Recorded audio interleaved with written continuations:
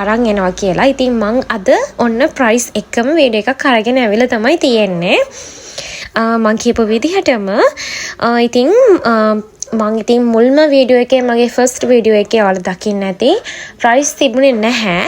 ඉතින් මං අද ප්‍රයිස් තියෙන වීඩියෝ එක අරගෙන ආවා.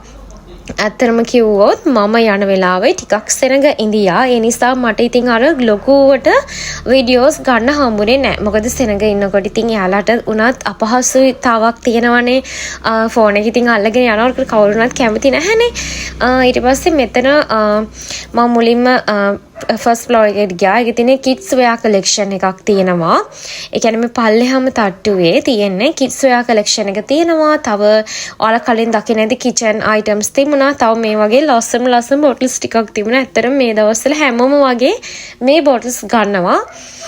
ඉතින් ඒ වගේ ප්‍රයිසස් එකත් එතනම මම දාලා ඇති. තව මේ වගේ පාපිසි තිබුණා. රුපියල් 650 ඉඳන්ම තිබුණා. 1000 ගාන වෙනකම්ම. සාමාන්‍යයෙන් මේ 1000 ගාන දෙන පාපිසි ගොඩක්ම හොඳ තත්ත්වයේ තියෙන පාපිසි. ඔයාලා අර චුටක් අඩු ගණන් වලට ගන්නේවා සමහරට ක්වොලිටි එක අඩු වෙන්න පුළුවන්. ඊට පස්සේ මම ගියා සෙකන්ඩ් ෆ්ලෝර් එකට.